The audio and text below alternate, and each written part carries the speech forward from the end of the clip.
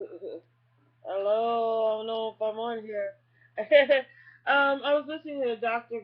Clyde Anderson Powers, and I think that he is a person that Black Matters, Black Lives Matters should probably get with, and some of their in getting some think tanks, and that means that you have to be very choosy in who you put in your think tanks because you have thinkers.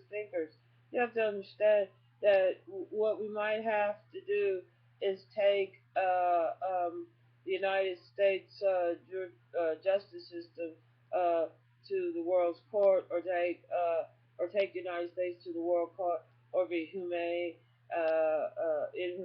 in breaking our constitutional rights because of the policing training that we have, because of the shooting that we have.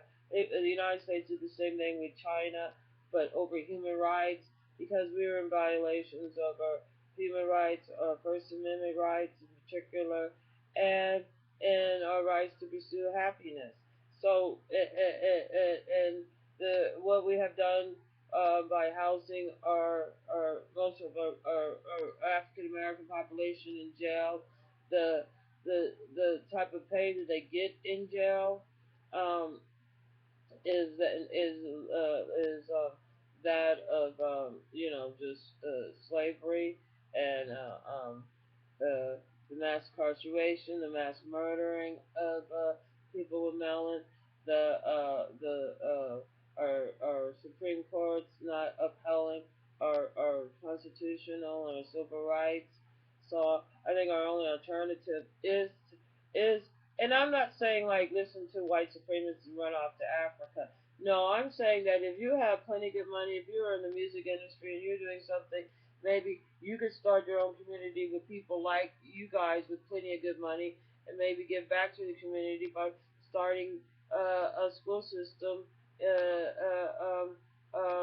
for and like they're gonna try to say and you could gear it in such a way and word in such a way, sort of like reverse racist, like white views, but you could have it for music, dance, and you don't have to have it open to everybody if it's private, and if you state it in such a way, maybe stay out of some religious type of schooling, but more if you're like geared to entertaining music, if you're geared to doing something like a machine shop, having home economics come back as part of the curriculum.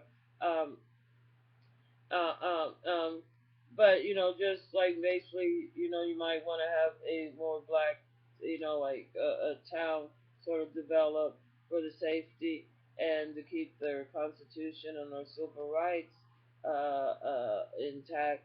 If we can't do it for all, but we need to start doing it for a few. We need to start worrying about our women. Are we being ejectized too much? Is trafficking just assimilating of sex? Is the sex industry overrunning us not only by devastating our financial situation where men will spend their whole paycheck in a night and forgo the rent and electric bill, or either just in the sex industry, with the drugs, with the embezzlement, with the blackmail, with the STDs like AIDS, hepatitis, trichomosis, um, uh, uh, uh, tuberculosis. You have hepatitis, and the list goes on and on over the Sexually Deviant Act. If we just have re-educate our men to realize that you having multiple partners is the reason, and you're the cause of uh, uh, 75% of the sexually transmitted diseases. Other ones are caused either by, they were born with AIDS or syphilis, or born with some type of, or you just, because of the way we eat, the way we don't breastfeed, and breastfeeding helps to have a child have natural immunity. Us eating cow milk instead of, ever having human milk. And I'm not saying that if you're sick, or leukemia, God forbid, or something of that sort, to breastfeed. No, you have to be, in relatively good health so you could to keep a healthy baby. And that stuff about morning sickness. If you sometimes you have to eat every 3 or 4 hours, keep something in your stomach. And be choosy. That's why they say put crackers on the side of the bed. So that keeps that keeps you feeling better. Oh man, let's see if I can move this up. Well, let's see if I can